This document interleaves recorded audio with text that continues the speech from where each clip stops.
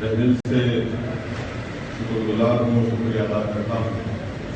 کہ آپ لوگوں نے اپنا قیمتی وقت نکال کر یہاں پر تشریف لائے اور مجھ جیسے حقیق کو سننے کے لیے اپنا وقت نکالا۔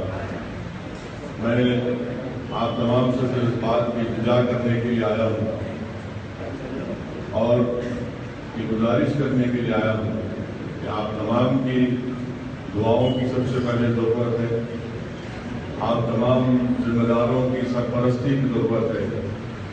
اور آپ تمام کی تائید کی ضرورت ہے۔ اور جب تک آپ تمام کی دعائیں، سرپرستی اور تائید حاصل ہوگی تو میں سمجھتا ہوں یقیناً یہاں پر مجلس اتحاد المسلمین نہ صرف بنتے گی بلکہ مجلس اتحاد المسلمین کا ایک مستقبل روشن بھی ہوگا، اور اس کے لیے آپ تمام تائید اور آپ تمام کی دعاؤں کی بہت ضرورت ہے۔ تیسری اہم بات یہ ہے کہ ہمارے وطن عزیز میں ایک اہم تلخ حقیقت ہے، وہ یہ ہے کہ آج ملک میں دلت برادری کی اور مسلم اقلیت کی برادری کی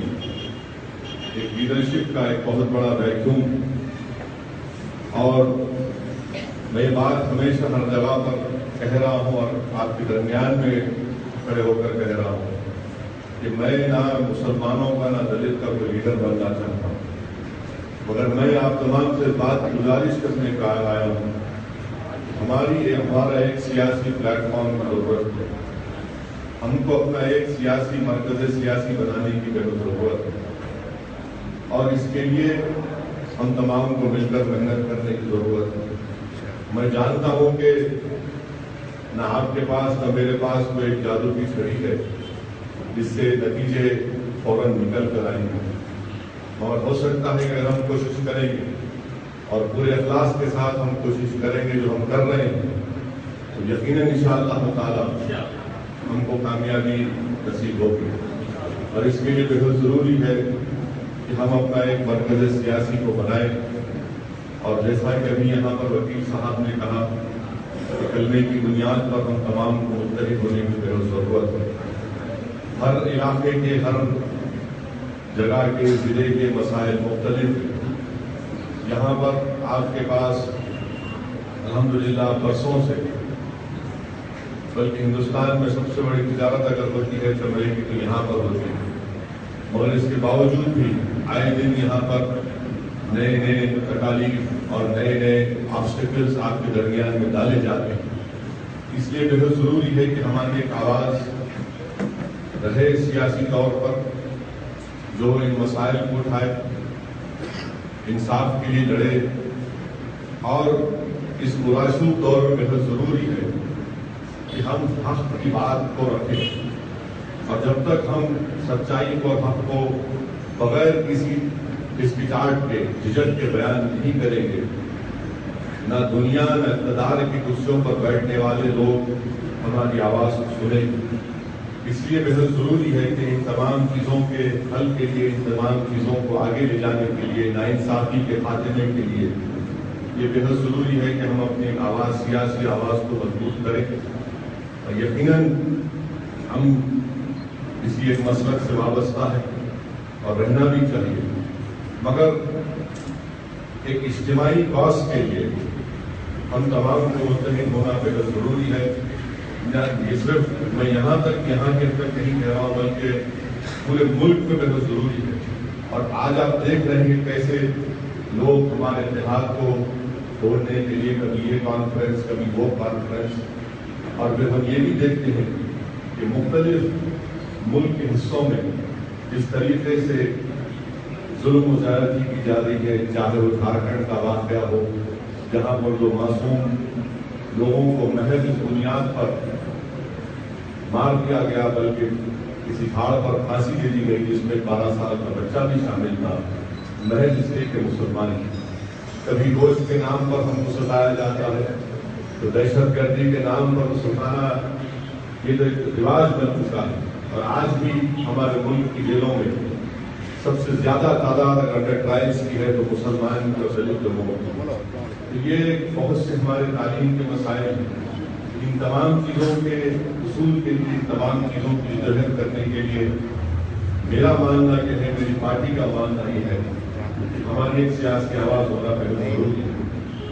اور لوگ یہ سمجھتے ہیں کہ جب ہم مجلس اس بارے میں بات کرتی ہے تو مجلس کی آواز سے فرقہ پرست عادتوں کو فروغ ملتا ہے. فوراً یہ بات اٹھاتے کہ دیکھو مجلس آنے سے فرقہ پرست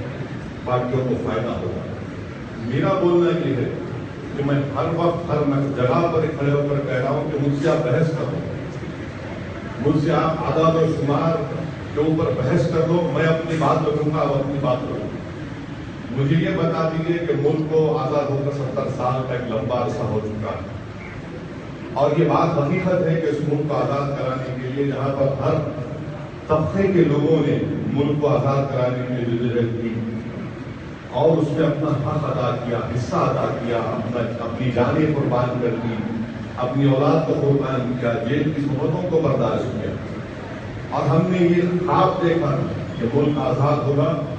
تو ہمارے کانسٹیٹیوشن کا جو پریامبل ہے، وی دی پیپل آف انڈیا،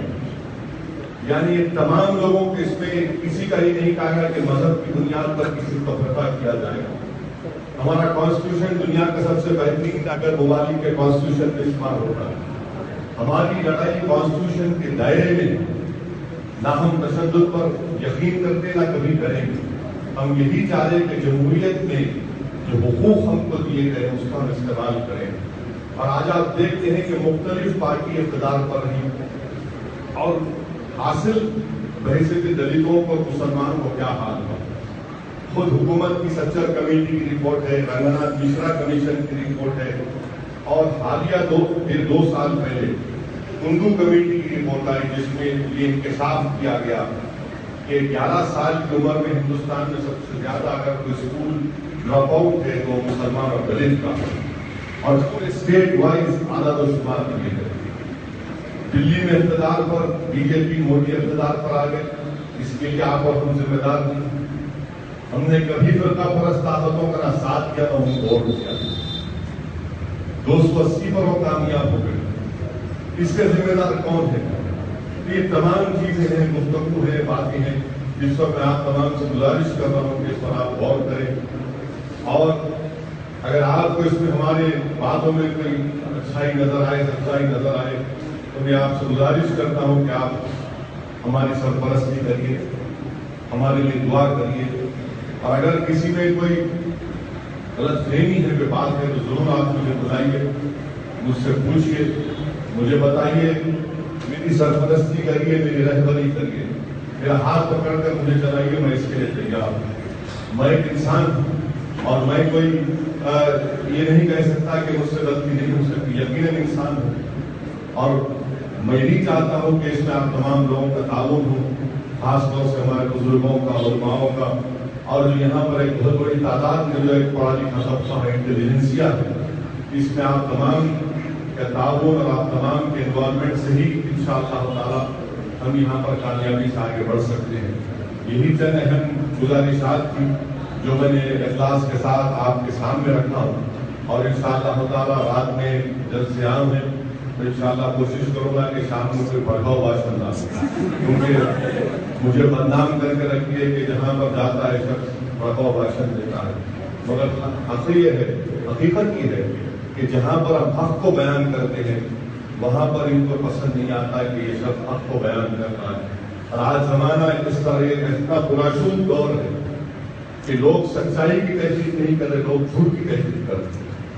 اور یہی وجہ ہے کہ ہم تمام بلکہ پورے ملک میں اگر سب لوگ اگر تکلیف میں ہے تو یہی ہے کہ لوگ جھوٹ کی تحقیق کر رہے ہیں. اگر لوگ سچ کو سچ مانیں گے اور جھوٹ کو جھوٹ سمجھ کر دور کریں گے تو یقیناً اس ملک میں انصاف ہوگا.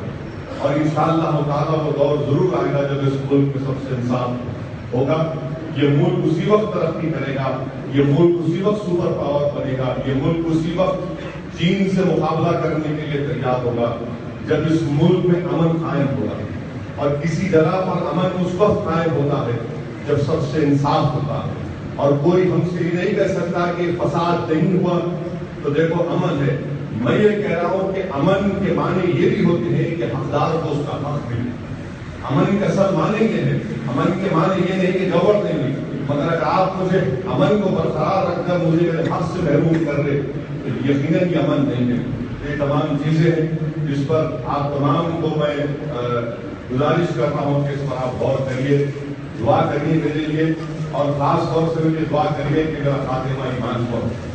اور اللہ تعالیٰ مجھے وہن سے آزاد کر دے تاکہ ہم لوگ اور اچھی طریقے سے کام کر سکیں. میں پھر سے آپ تمام ذمہ داروں کا شکر گزار ہوں اور اللہ سے دعا کرتا ہوں کہ اللہ سبحانہ و تعالیٰ آپ کو اور ہمارا یہاں جمع ہونا اللہ اس کو قبول کرے، اور اللہ جس مقصد کے تحت ہم یہاں پر جمع صرف اور صرف اللہ کے لیے ہم جمع ہوئے، اللہ اس کو قبول کرے اور اللہ اس کو ہم کو دین و دنیا میں کامیابی کا ضامن بنائے. وآخر دعوانا الحمدللہ رب العالمین.